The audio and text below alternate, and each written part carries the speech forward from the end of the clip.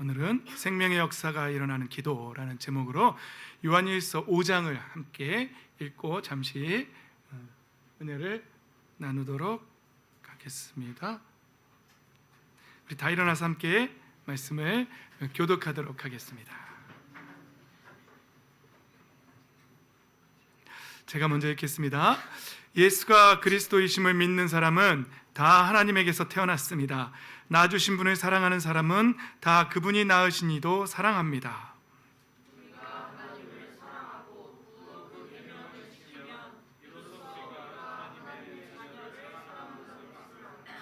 하나님을 사랑하는 것은 그 계명을 지키는 것입니다. 하나님의 계명은 무거운 짐이 아닙니다.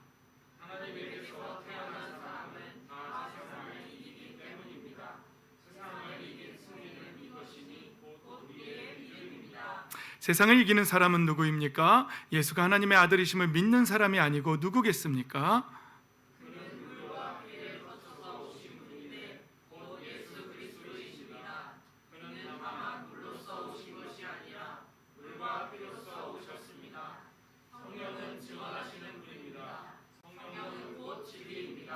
증언하시는 이가 셋인데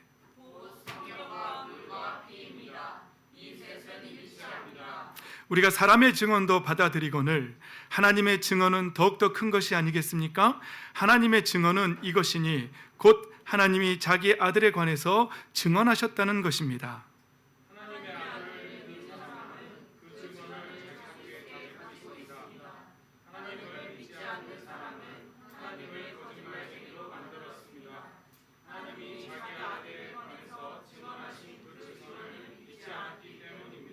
그 증언은 이것이니 곧 하나님이 우리에게 영원한 생명을 주셨다는 것과 바로 이 생명은 그 아들 안에 있다는 것입니다.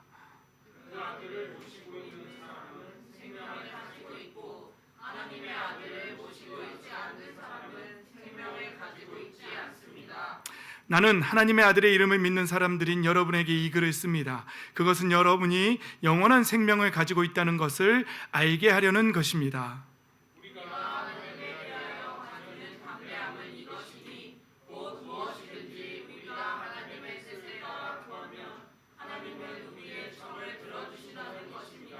우리가 무엇을 구하든지 하나님이 우리의 청을 들어주신다는 것을 알면 우리가 하나님께 구한 것들은 우리가 받는다는 것도 압니다.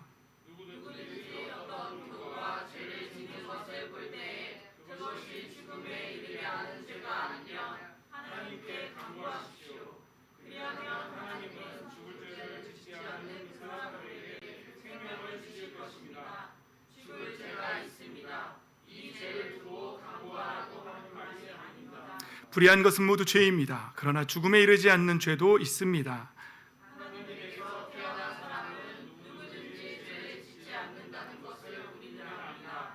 하나님께서 태어나신 분이 그 사람을 지어주심으로 악마가 그를 짓지 못합니다. 우리가 하나님에게서 났다는 것을 우리는 압니다. 그런데 온 세상은 악마의 세력 아래 놓여 있습니다.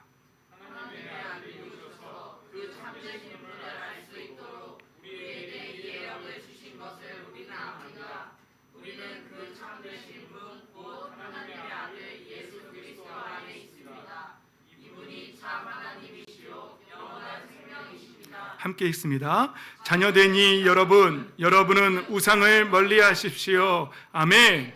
할렐루야. 오늘 여기 본문에 나오는 이 이해력, 영적 이해력, 영적 지각을 모두 다 소유하셔서 하나님의 자녀의 삶을, 복된 삶을 살아가게 되시기를 예수님의 이름으로 축복합니다. 아멘. 자리에 앉겠습니다. 예.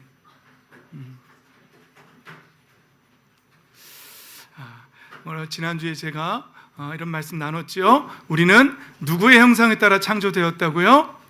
하나님의 형상. 그 형상 모양의 겉모습은 아니라고, 겉모습을 말하는 게 아니라는 것을 우리가 늘 나누고 있죠. 하나님의 성품, 하나님의 사랑, 이것을 본받은 사람들로 우리가 태어났다는 것이죠. 그런데 아담과 하와가 타락했고 타락한 후에 처음으로 태어난 아들 가인이라는 아들이 그 타락한 상태에서 태어났음을 증명하듯이 자신의 그 분노를 이기지 못하고 그 동생을 쳐 죽이는 자리로 갔다는 것이죠. 그러나 하나님은 그 가인에게 죄가 너를 문 앞에서 너를 도사리고 있지만, 너를 지배하려고 하지만 너는 그 죄를 다스리라고, 그 타락한 본성을 다스리라고 하나님이 그렇게 가인에게 권면하셨지만, 가인은 결국은 그 부글부글한 그 분노의 마음을 다스리지 못하고 결국은 동생을 죽이는 자리로 가게 되었다는 것이죠. 그래서 제가 성경을 볼 때에는 하나님의 형상을 회복한 사람들, 하나님의 형상을 회복한 사람들은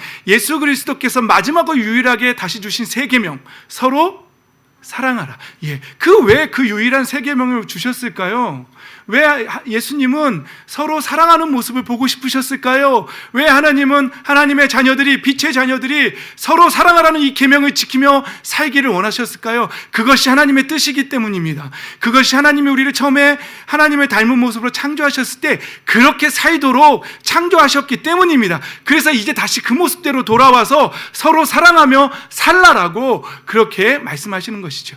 그러니까 성경에는 두 가지 마음이 대비되는데, 그 하나님의 형상을 다시 회복해서 서로 사랑하는 마음, 그 계명을, 세 계명을 지키려고 몸부림치며 살아가는 마음과, 동생을 죽이고 싶어서 분노가 치밀어 올라서 부글부글 끓고 있는 그 가인의 마음, 하나님의 형상을 회복한 마음과 가인의 마음, 두 마음으로 성경은 대비되고 있다는 것이죠. 그래서 제가 바라기는 저나 여러분들이나 타락한 본성을 갖고 있기 때문에 언제나 그 가인의 마음으로 부글부글 끓을 수 있다는 사실이죠. 그 가능성을 갖고 있고 여전히 우리 안에 내포하고 있다는 것이죠. 그래서 지난주에 여러분들 이해를 돕기 위해서 그 마음을 목사님이 어떤 벌레들하고 막 비유해서 우리 안에 막 바퀴벌레가 바글바글한 그런 것처럼 막 비유했잖아요. 우리 안에 그 더러운 마음들이 막 있다는 것이죠. 그런데 하나님은 우리에게 원하시는 것은 하나님의 아들 예수 그리스도의 형상을 닮아가기를 원하시고 계신다는 것이죠. 삼위일체 하나님의 형상을 다시 회복하기를 원하시는 것. 그리고 사도 바울은 성도 여러분들이 그리스도의 형상을 이루기까지 해산의 수고를, 고통을 다시 겪는다. 그러니까 사도 바울 선생님이 목회하는 그 수고의 목적은 뭐라고요? 성도들이 하나님의 형상을 다시 회복해서 서로 사랑하는 하나님의 형상을 회복한 모습을 보고 싶은데, 여러분 목사님이 여러분들과 그렇게 목회를 하고 지금 5년 넘게 가고 있는데 여전히 여러분들이 계속 싸우고 탱탱볼을 가지고 싸우고 있는 모습을 본다면 하나님의 형상을 회복한 모습일까요? 아니겠죠. 그러면 또 목사님은 계속해서 여러분들이 안에 하나님의 형상이 이루어지기를 바라며 수고의 해산의 고통을 또 계속 겪어야 하겠죠. 그렇습니다. 골로새서 3장에도 새 사람을 입으라고 했는데, 그 새 사람은 뭐라고요? 자기를 창조하신 분의 형상을 따라 끊임없이 새로워진 그 새 사람을 입으라고. 공통점이 다 뭐라고요? 하나님의 형상을 회복하라는 그 말씀이죠. 그래서 제가 목회에서 가장 중요한 것이 뭐라고요? 하나님의 형상 회복. 우리가 지금 예배하는 목적이 뭐라고요? 하나님의 형상을 회복하기 위해서. 우리가 새벽마다 기도하고 날마다 기도하고 묵상하는 이유 뭐라고요? 돈 달라고요? 아닙니다. 하나님의 형상 회복시켜 달라고. 나의 타락한 본성을 누르고 내 타락한 본성을 따라 사는 것이 아니라 내 안에 계신 성령님을 쫓아 살게 해달라고, 성령님을 따라가는 삶을 살게 해달라고, 아버지의 나라가 내 안에 그 아버지의 나라가 이루어지게 해달라고, 아버지의 통치와 성령 하나님의 다스리심, 내가 아버지 앞에 내 마음의 문을 열고 나를 드리니 성령 하나님이 나에게 임재하시고 나를 압도하시고 강력하게 역사하셔서 내 타락한 본성을 누르고 하나님의 형상대로 살아갈 수 있게 해달라고, 그것을 위해서 힘쓰고 애쓰며 기도하고 있다는 것이죠. 이게 신앙의 본질이고, 우리가 이 땅 위에서 죽는 날까지 이루어야 하고 어디까지 하나님의 형상을 회복할 것인가. 그리고 이 다음에 하나님 앞에 서서 받을 질문은 이거 하나: 어디까지 사랑을 이루었느냐? 어디까지 하나님의 형상을 이루었느냐? 네가 이 땅에서 얼마나 돈 잘 벌고 부자로 나한테 얼마나 많은 헌금을 내었느냐를 질문하시는 것이 아니라 어디까지 하나님의 형상을 이루었느냐, 어디까지 그 사랑을 회복하였느냐라는 질문을 받게 된다는 것이죠. 그 질문 앞에서 하나님, 저는 여기까지 그 사랑을 이루고 왔습니다라고 대답할 수 있는 저와 여러분 되시기를 예수님의 이름으로 축복합니다.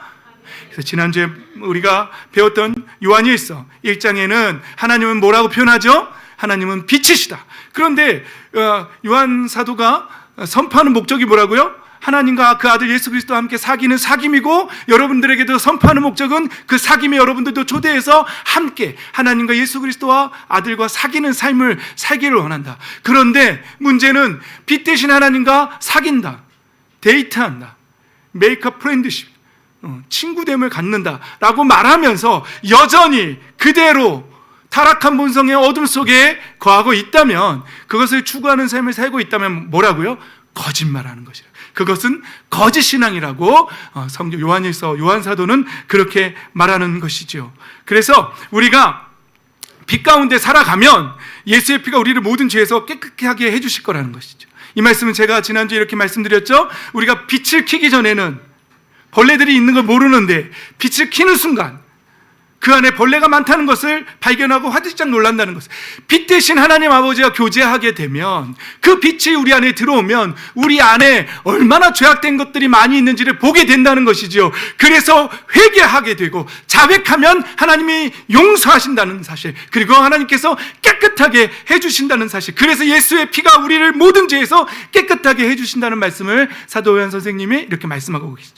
그런데 죄가 없다고 말한다는 것은, 빛과 교제하면서 죄가 없다라고 말한다는 것은 정말 죄가 없다는 것일까요? 아닙니다. 자기 죄를 보지 못한다는 것이죠. 그러면 빛과 교제하고 있는 사람입니까? 빛과 교제하는데 자기의 내면을 못 본다고요? 그렇지 않습니다. 자기의 내면을 못 본다는 것, 난 죄가 없는데라고 말한다는 것은 빛과의 교제가 없는 것이고 진리가 그 속에 없는 것이고, 그 역시도 거짓말하는 거짓 신앙에 해당된다는 것이죠. 하나님의 말씀이 그 속에 있지 않다는 것이라는 것을 반증해 준다는 말씀을 지난주에 나눴습니다. 여러분, 죄를 보셨습니까? 빛과 사귐에서 여러분 우리 안에 있는 죄를 보셨습니까?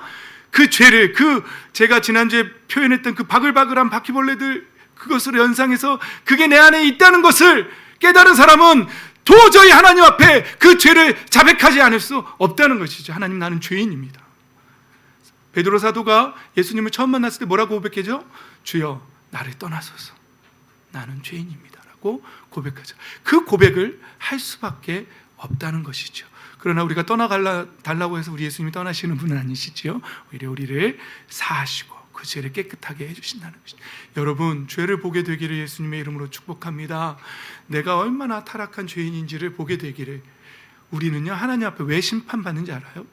우리는 처음에 하나님의 자녀로 창조받았어요. 그러나 성경은 이제 진노의 대상이, 심판의 대상이 되었다고 말해요. 왜냐하면 우리가 여기가 타락해버렸기 때문에, 여기가 썩어버렸기 때문에 하나님 앞에 죄인으로 드러나 버린 거예요. 그래서 모든 사람이 심판의 대상, 진노의 대상이 된 것이라고 성경은 말하고 있는 것이. 그러나 하나님께서는 우리를 사랑하셔서 그 상태로 내버려 둘 수 없기 때문에 그 아들 예수 그리스도를 이 땅에 인간의 몸을 입고 이 땅에 보내셨고, 우리의 죄값을 대신해서 십자가에서 못 박혀 죽게 하시고, 피 흘리기까지, 물과 피를 다 흘리기까지 죽게 하셨고, 그 목숨값으로 우리의 죄를 대신 대속시켜 주셨다는 사실입니다. 이제 마음의 문을 열고 그 예수 그리스도의 십자가의 보혈을 받아들인 사람, 영접하는 자, 곧 그 이름을 믿는 자들에게는 하나님의 자녀가 되는 권세를 다시 주시고 영원한 하나님의 나라를 상속으로 주시겠다라는 그 권세를 약속하셨다는 것이죠. 할렐루야!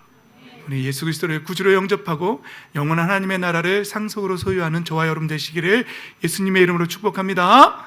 아멘. 그렇습니다. 계속해서 요한 1서 2장에는요, 이제 하나님의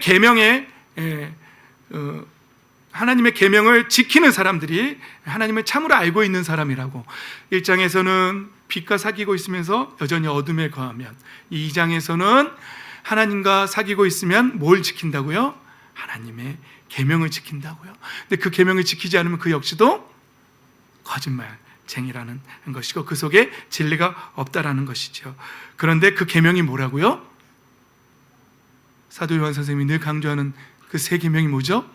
서로 사랑하라. 그래서 형제 자매를 미워하는, 여전히 빛 가운데 있으면서 형제 자매를 미워하는 자리에 계속 있는 사람은 여전히 어둠 속에 있고 눈이 가려진 사람이고 어디로 가는지를 알지 못하는 사람이라고, 그 역시도 거짓 신앙이라고 그렇게 말하고 있습니다. 3장으로 가서는 그렇게 죄를 짓는 사람은 누구에게 속한 자라고요? 악마에게 속한 자라고요. 거짓 신앙이고 자기가 교회에 다니고 있지만 아직 거듭나지 않은, 정말 하나님의 자녀로 드러나지 않은 사람들이고, 여전히 교회 안에서 종교인으로 그냥 비나이다는 하고 있지만 하나님의 자녀가 아니라 악마의 자녀라고, 악마에게 속한 자라고, 그렇게 하나님의 자녀와 악마의 자녀가 서로 사랑하는가, 여전히 어둠 속에 있는가, 사랑의 계명을 지키는가에서 극명하게 드러난다라고 이렇게 말하고 있습니다. 저와 여러분이 하나님 앞에 하나님의 자녀로 많이 드러나게 되기를 예수님의 이름으로 축복합니다. 아멘. 그렇습니다. 오늘은 5장으로 갈 거예요. 5장에서는 세상을 이겼다라는 개념이 나와요. 세상을. 이제 앞에 말씀들을 다 종합해서 생각해 보면은 이런 것이죠. 하나님을 사랑하는 것은 그 계명을 지키는 것이고 5장에도 또 반복됩니다. 그리고 하나님의 계명은 무거운 짐이 아닙니다. 왜냐하면 하나님에게서 태어난 사람은 세상을 이겼기 때문입니다. 그러니까 세상을 이긴 사람들은 뭐라는 거예요? 그것이 무거운 짐이 아니고 계명을 지킨다는 거예요. 세상을 이긴다는 개념은 뭐라고요? 계명을 지킨다는 개념이에요. 계명을 지킨다는 세상, 그럼 다시 세상을 이긴다는 것은 뭐예요? 사랑하는 사람이라는 거예요. 사랑하는 사람은 세상을 이겼다는 거예요. 그러니까 뭐냐면요, 다시 말하면 이런 거예요. 넘어갑시다. 가인의 마음을 이겼다는 거예요. 사랑했다는 마음은 우리 안에 가인의 마음으로 부글부글한데, 미움으로 가득한데 예수 그리스도의 보혈의 능력으로 그 마음을 이긴 자들, 하나님에게서 다시 태어난 자들, 거듭 태어난 사람들, 가인의 마음을 이긴 자들. 그리고 오늘 본문에 보면 이 세상을 5장 19절에 보면 뭐라고요? 악마의 세력하에 놓여 있다라고 말합니다. 성경은요 이렇게 말하는 거예요. 에베소서 2장 2절에도요 사탄을 뭐라고 표현하면 공중권세 잡은 통치자라고 표현해요. 요한복음 12장 31절에도 사탄의 세상의 임금이라고 표현해요. 그러니까 우리가 사실은 우리가 하나님의 형상을 따라서 지음받았고 이 세상을 하나님의 대리인으로 다스리는, 그렇게 우리를 하나님께서 권세를 우리에게 주신 거예요. 자녀의 권세를 우리에게 주셨어요. 그런데 아담과 하와가 실패함으로 말미암아 그 권세를, 그 자녀의 권세를 빼앗겼어요. 그래서 성경은 마귀가 그 공중의 이 세상의 권세를 거짓으로 속이고 휘어잡았다. 그래서 공중 권세 잡은 자라고 이렇게 표현하는 거예요. 그러니까 악마의 유혹을 이기는 사람들, 그 마음에 가인의 마음을 이기는 사람들, 하나님의 계명을 지키는 사람들이 바로 요한 사도가 말하는 이 세상을 이기는 사람들이라는 개념을 우리가 이 말씀 이해하는 데 가지고 계셔야 됩니다. 이해가 되셨죠? 자, 넘어가겠습니다. 그래서 이 마음을 오늘 읽었던 요한일서 5장에는요 개역개정에는 이렇게 말해요. 우리에게 이해력을 주신 것을, 영적 지각을 주셨다라고 이렇게 말하는 거예요. 영적 지혜가 있는데 온 세상은 악마의 세력에 놓여 있는데 하나님에게서 태어난 사람은 그 악마가 그를 해치지 못한다. 개역개정에는 손도 대지 못한다, 이렇게 되어 있어요. 헬라어 원문에 보면은요, 손대지 못한다라고 되어 있어요. 그리고 영향력을 끼치지 못한다라고 그렇게 되어 있어요. 사랑하는 성도 여러분, 우리는 하나님에게서 태어난 사람들이고, 비록 이 세상이 공중권세 잡은 자, 세상 임금이 아직은 하나님의 완전한 심판이 있기까지는 사탄이 여전히 그 세력을 유지하고 있지만, 유혹하고 있고, 여전히 유혹하고 있고 미혹하고 있지만, 그러나 하나님의 사람들은, 하나님에게서 태어난 사람들은 그 영향력이, 악마가 그 사람을 건드리지도 못할 줄 믿습니다. 아멘. 이거 믿으셔야 합니다. 사탄은 우리 건드릴 수 없습니다. 성경은 분명하게 목받고 있습니다. 우리 스스로 가는 것이, 어떤 분이 이렇게 설명했어요. 어느 불독 같은 그런 투견 같은 개가 묶여 있는데 그 영향력은 그 목줄이 묶여 있는 바운더리 안에만 있는 거예요. 그런데 내 스스로 물어달라고 가서 손을 대밀면 물리겠어요? 안 물리겠어요? 물리겠죠. 그런 경우는 있어요. 그러니까 어리석게 죄와 타협하지 마세요. 스스로 문을 열고, 죄의 문을 열고 죄와 타협하지 마세요. 그럼 물리는 거예요. 하지만 우리가 죄를 멀리하고 하나님의 뜻대로 살고 있다면 사탄은 절대 우리를 건들지 못합니다. 그 어떤 사람도 귀신론자들이 여러분들 귀신이 들어갈 수 있다는 등 어쨌다는 등 속이려 한다 할지라도 믿지 마십시오. 절대로 원수마귀는 우리를 건드릴 수 없습니다. 할렐루야. 아멘.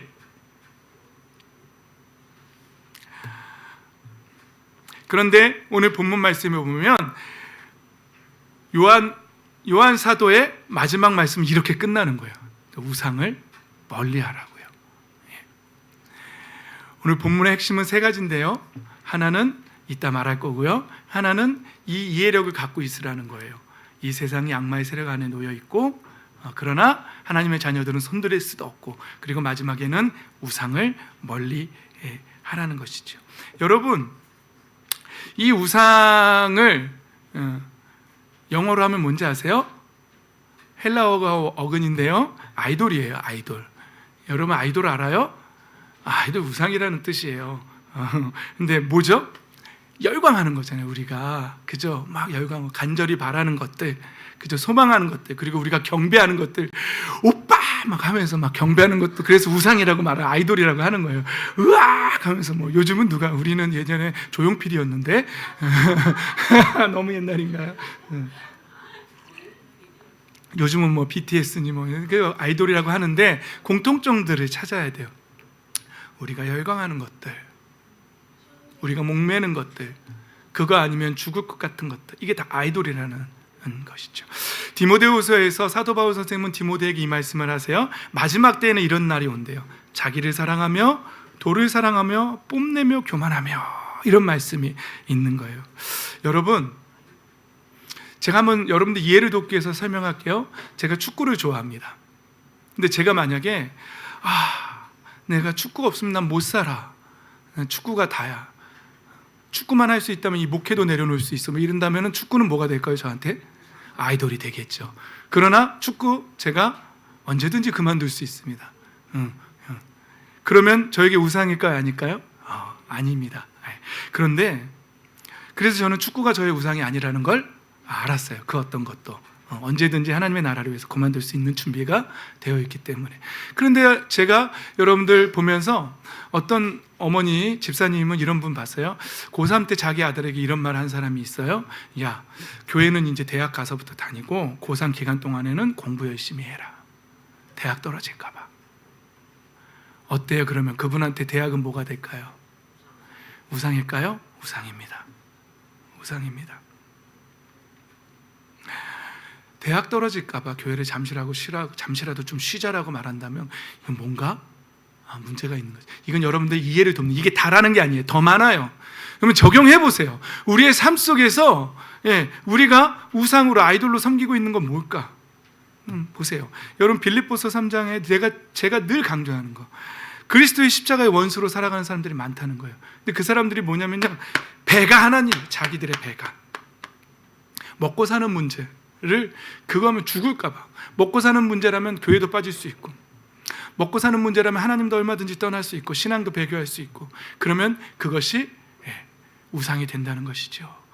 여러분, 이 세상은 악한 영의 세력하에 있다는 사실, 그리고 여전히 유혹하고 있다는 사실, 미혹하고 있다는 사실 잊지 마십시오. 그런 삶 속에서 여러분, 우리 영적 이해력과 함께 요한사도 선생님은 이 우상을 멀리하라고 권면하고 있다는 사실을 잊지 마십시오. 나르시시즘? 발음이 좀 나르시시즘. 자기애거든요. 자기애. 너무너무 자기를 사랑하는, 뭐 연못을 보다가 자기를 너무 사랑해서 빠졌다는 뭐 이런 거 있던데, 좀 이게 너무 많은 것 같아요.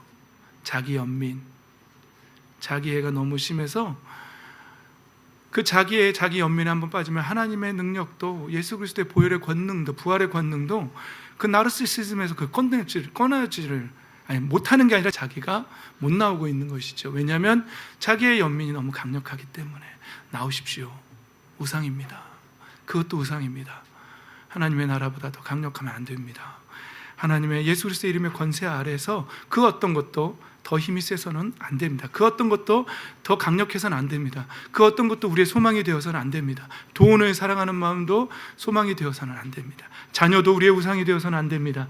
자녀의 성공도 우리의 우상이 되어서는 안 됩니다. 그 어떤 것도, 여자친구도 우상이 되어서는 안 됩니다.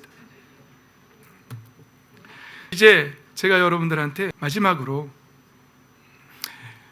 요한일서 5장 마지막에 마무리해서 제가 3가지의 핵심 포인트를 잡았는데요. 첫 번째는 그냥 넘어갔고요. 두 번째는 그 영적 이해력을 가지라는 거, 여전히 악한 자의 세력 아래에 놓여 있다는 거, 이 세상이 그거 무시하지 말라는 것, 그리고 우상을 멀리하라는 것. 근데 마지막은 이거예요. 요한일서는 우리에게 우리가 하나님에게서 태어났고 빛과 사귀는 사람이고 하나님의 계명을 지키는 사람이고 하나님에게서 난 사람은 세상을 이긴다라고 그렇게 계속 강조하고 있어요. 그리고 그 아들을 모시고 있는 사람은 뭐가 있다고요? 생명을 가지고 있다고. 그래서 그 생명을 가지고 있는 사람들은 담대한 것이 하나 있는데 그게 뭐냐면 무엇이든지 우리가 하나님의 뜻을 따라서 구하면 하나님이 우리의 청을 들어주신다는 거예요. 할렐루야, 아멘. 우리가 하나님의 자녀이고 생명을 가지고 있으면 우리는 무엇을 구하든지, 근데 전제는 뭐라고요? 하나님의 뜻을 따라서 무엇이든지 구하면 받는다는 거였어요. 그래서 들어주신다는 것이고, 들어주신다면 하나님께 구한 것들은 우리가 받는다는 것도 알고 있다라고 이렇게 말하고 있는 것이에요. 여러분들 표정에 구해봤더니 안 주시던데 그런 표정들이 자꾸 보이는데 안 돼요. 그건 증거예요. 그런 표정은 증거예요. 안 돼요. 표정 바꾸세요. 예수님이 그럴까봐 그 불의한 재판관과 과부의 비유를 드셨잖아요. 밤낮으로 귀찮게 하라고. 예? 그러면 어찌 자녀의 권세로 회복시켜주지 않겠냐라고. 계속 그 비유를 드셨잖아요. 근데 하다가 포기한 표정 짓지 마세요. 그러시면 안 됩니다. 다시. 그런데 우리가 가진 담대함이 뭐냐면 무엇이든지 하나님의 뜻대로 구하면 들어주신대. 그러면서 그 16절에 그 첫 번째로 뭘 말하는지 아세요? 여러분, 제가 찾은 놀라운 비밀인데요. 형제를 위해서 기도하래요. 그 담대함을 가지고 형제를, 어떤 교우가 죄를 지는 것을 볼 때에 그것이 죽음에 이르게 하는 죄가 아니면 하나님께 뭐 하라고요? 간구하시라고요. 그러면 하나님은 생명을, 그 사람에게 뭘 주신다고요? 생명을 주신다는 거예요. 여러분, 제가 다른 거 다, 여러분 오늘 다른 거 다 기억 안 나는데 이거 하나만 기억하십시오. 우리가 예수 그리스도께 속했고 하나님에게서 다시 태어난 사람들이에요. 그래서 우리는 기도 응답에 그 담대함을 가지고 있어요. 그거 가지고 기도해야 할 것이 있는지 우리의 성도들을 위해서 서로 기도해야 한다는 것이. 그러면요, 생명을 주신대요. 생명을 준다는 건 뭐죠?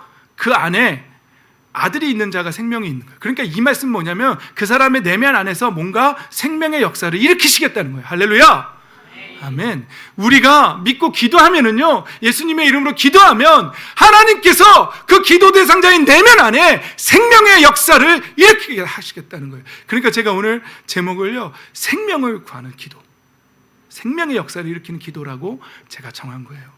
여러분,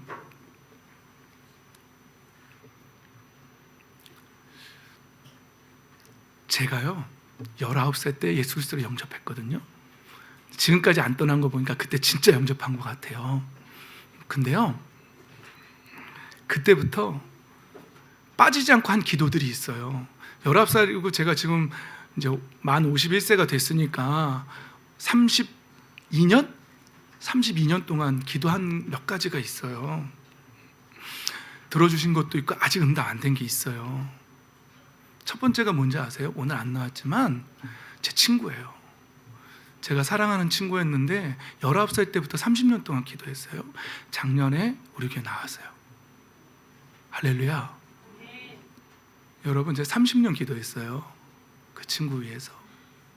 여러분, 저희 아버지요, 제가 30년 기도했어요. 그래서 최근에 예수님 영접하겠다고 고백하셨어요. 저희 둘째 누님이요, 모르겠어요. 우리 둘째 누님은 안 듣고 계실 것 같은데 지금 호주에 계신데요, 모르겠어요. 천국 가면 알 거예요. 제가 얼마나 기도했는지. 제가 처음 예수님 믿었을 때부터 아버지, 친구, 누님, 우리 가족들 위해서 얼마나 기도했는지 몰라요. 우리 큰 누님, 아직 응답이 안 된 거 우리 형이에요. 아직도 안 나가. 마음의 음악 듣고 계실래나? 그러나 하나님의 때가 되면 그 기도도 반드시 응답될 줄 믿습니다. 아멘. 오늘 본문에서 보면 우리가 그 형제를 위해서, 자매를 위해서 기도하면 하나님께서 그 사람의 내면 안에서 생명의 역사를 일으키시겠다고 약속하셨습니다. 할렐루야. 낙심하지 마십시오. 그리고 실망하지 마십시오. 그리고 자기 연민에 빠지지 마십시오. 아무리 기도해도 안 해도 그런 낙심한 표현 짓지 마십시오. 여러분, 영혼권을 놓고 30년 이상 기도하셨죠? 들어주십니다. 하나님의 때가 있을 뿐입니다. 할렐루야. 하나님 반드시 들어주십니다.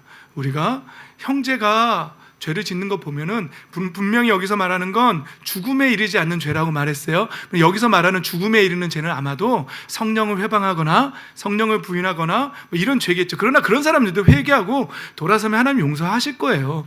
저는 그렇게 믿습니다. 그러나 중요한 것은 우리가 형제 자매를 위해서 기도하면 반드시 그 안에서 성령의 역사가, 생명의 역사가 일어난다는 사실입니다. 낙심하지 말고 좌절하지 말고 끝까지 담대함을 가지고 믿음을 가지고 신뢰함을 가지고 하나님께 예수 그리스도의 이름의 권세로 기도하며 나아가는 저와 여러분 되십시다. 그래서 반드시 그 응답을 받는 복된 인생 다 되시기를 예수 그리스도의 이름으로 축복합니다. 아멘.